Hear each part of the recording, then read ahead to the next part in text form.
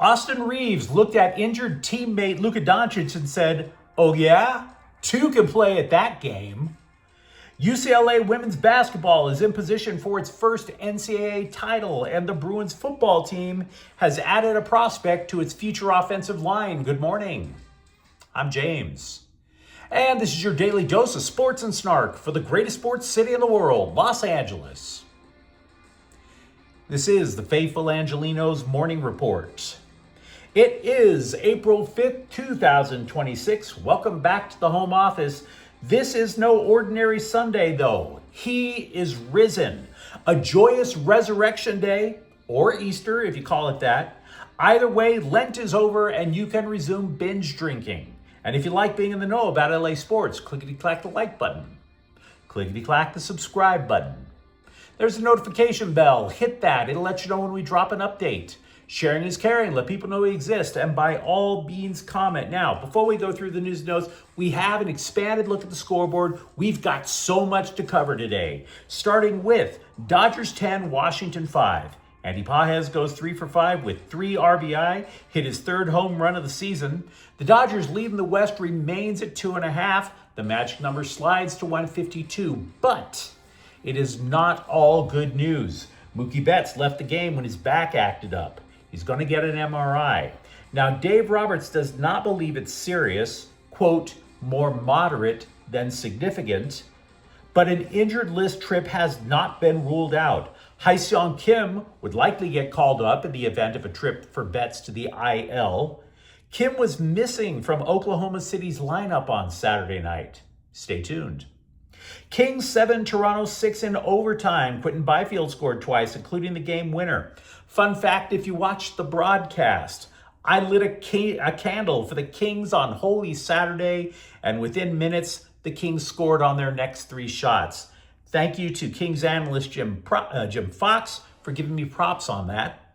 Mini Scrotum 2, Galaxy 1, Marco Royce scored. There is a rapid recap of the match on the Galaxy playlist of this channel. LAFC 6, Orlando City 0, Dennis Bouanga scored 3 times. Meanwhile today, Dodgers are at Washington at 10:30 a.m. Roki Sasaki versus Foster Griffin.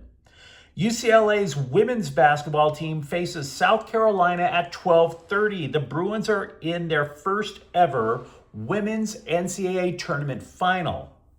Now, I'd be lying if I came to you and said I'm a college women's basketball expert. I watch a lot of sports. I read a lot about sports. At some point, even I have to touch grass. Just saying. What I can tell you is UCLA's Lauren Betts, from all the scouting reports that I've read, should be the best player on the court today. Now, a guy like me, I love post play more than outside shooting, particularly in women's basketball. You need to trust the high percentage shot. But a post player such as Betts can also facilitate outside shooting because she's going to draw the double and triple team. And she can pass, which means there's going to be open shots for UCLA. She also makes an impact on the defensive end. But if the Gamecocks' Medina Okot can go toe-to-toe with her, not be the best player, but neutralize Betts somewhat, then the pendulum starts to swing over to South Carolina because their roster looks like it has more balance. If Betts has her way, take the Bruins. The Lakers are at Dallas at 4:30, which may as well be the South Bay Lakers the way things are going. Marcus Smart, by the way, was also ruled out of today's game. And the Clippers are at Sacramento at 6. So with all of that out of the way, let's get to the news. As if losing Luka Doncic wasn't enough, Austin Reaves is out for at least a month, likely longer, with a grade 2 left oblique muscle injury. ESPN reported the timeline for recovery may be as long as 6 weeks. We deal with reality on this channel, okay? This, in effect, ends the Lakers season, even though they already have a playoff spot locked up. It absolutely does. Yesterday on this program, when it was only going to be Luka Doncic out for a month, we were scheming ways about how the Lakers could get keep the third seed, possibly get past the first round, and then hopefully get Doncic back with his wonky left hamstring having healed. I don't see that happening when your prime offensive option now is a guy who's looking at which Medicare plan suits him best for his golden years. Let's be honest about this. Now, JJ Redick was still talking like this was all a big possibility. All he has to do is scheme his way around it. He probably said that while strolling through Forest Lawn. I mean, where better to whistle past the graveyard, right?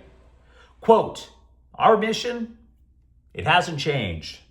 The rest of these guys and my staff, we're going after the 3 seed and we're going to try to win a playoff series and we'll see what happens with Luka," unquote. And this, to be honest with you, totally reminds me of a couple of decades ago when the Showtime Lakers were trying to three-peat against Detroit without an injured Magic Johnson and an injured Byron Scott. Starting backcourt, poof, gone, just like now. And I remember back then, there was Arsenio Hall at the Forum wearing a t-shirt that said, "Gut check." Well, let me tell you something. Right now, I would put the odds of the Lakers right there with an Arsenio Hall comeback. Straight and simple. The team has lost its top 2 scorers with a roster that has to overwhelm its opponents with points. They don't play defense, guys. They don't play defense. Redick said he planned to expand the rotation to possibly as many as 11 players, and that, yes, the South Bay roster was about to be gutted in order to fill these spots. Possibilities to join the team in Dallas?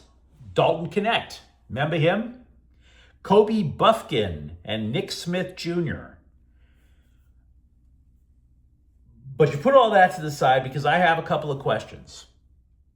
Because this story genuinely upsets me. Question 1. Who the hell scanned Reaves in Dallas? Can anybody tell me that? The reason that this news was delayed by an entire day, according to Redick, is because the MRI tech scanned the wrong body part. Scanned the wrong body part. Redick was angry about that. Redick should be angry about that. Because that's a real problem. Have you ever been hospitalized and you wonder, why the hell is everybody asking me the same questions over and over? That's why. To make sure that the right part of your body gets treated. So, if you don't get the right body part treated and they just send you out on your way, you could take an injury and actually make it significantly worse. Somebody in that clinic, somebody in that hospital did not do the professional thing. And as a result, Austin Reaves missed something even more significant by that much. By that much. Second question. For all the talk during the course of the season about who's going to survive when the Dodger owners take over, right? Who's going to survive in the front office? Will Rob Pelinka? Will the coaches? Will this, that, and the other? Will they survive? At what point does the strength and conditioning team get held to account? You're now about to go into the playoffs and 2 of your best players, they get injured. And by the way, that's not the first time they've been injured this season. They've been injured repeatedly, as has LeBron James, as has Marcus Smart, as has Jared Vanderbilt. Repeated injury streaks to at least 4 starters. Who should be accountable for not keeping this roster healthy? Please let me know. Also with the Lakers, I think we can safely cross Cleveland off the list for a 3rd stint with their favored son next year, because their favored son doesn't favor them. At some point, I mean, let's be real, it's Easter, right? Crack open your Bibles. You've read about the prodigal son. At some point, a prodigal son has to want to come back. See, a couple of days ago, LeBron James said he hated playing in Memphis. Oh, how I hate Memphis, right? And that bothered the townies because Memphis is a town with a heavy black population. That's where the feedback, the pushback came from. Not me, right? I've been to Memphis. I like Memphis. The motel where Martin Luther King was assassinated turned into a civil rights museum. Totally interesting place to go. So when pressed on hating Memphis, again, I didn't bring race into this. James said, quote, "Did I say I don't like black people? It's two cities I do not like playing in right now. That's Milwaukee and that's Memphis. What is the problem?" Unquote. But then he added, quote, "I don't like going home either. Bleep. And I'm from there. People are ridiculous. They also get mad at my son being on the team too. So what are we talking about?" Unquote. Well, LeBron, I know what we're talking about. It sure as heck ain't race relations. I'm not qualified for that. But what we're talking about is you playing next year for either the Lakers or Golden State for the mid-level exemption, my dude. Because I don't think Cleveland wants to touch you right now. You can't keep disrespecting your hometown and they're going to come at you with open arms. It just doesn't work. Chaminade High offensive lineman Jackson Hill loitered around UCLA spring practice and saw enough. No need to try to sneak him into a kegger at a frat house. No need for the eye candy co-ed in fishnets to catfish him into signing. Nope. He pledged to Bruins football in the recruiting class of 2027. Now, I don't know necessarily where he's going to play on the offensive line. One analyst considers him to be a tackle prospect because he's 6'6", 300 pounds, and used to play catcher for his high school baseball team. Maybe that makes him a tackle. But to me, when I hear about somebody playing catcher, I can think of somebody who gets low leverage. You know, somebody who can pop up and smack you. And when you weigh over 300 pounds, that sounds like a guard to me. Now, nobody's saying UCLA coach Bob Chesney has an idea where this guy's going to play. It's going to be somewhere on the offensive line in 2027. We just don't know where. The Kings have signed their 2025 first-round pick, defenseman Henry Brustowitz, to an entry-level contract. That means he's going to report to the minor league affiliate in the Inland Empire. My condolences. And as soon as next year, this guy could bounce between Ontario and Los Angeles. So do we have somebody who's just on the rocket ship to get to the NHL? It's a possibility. But you let me know what you think in the comments thread. Talk to me about the state of the Lakers. And if you have any optimism that I clearly do not have. For that matter, UCLA going for a women's basketball title.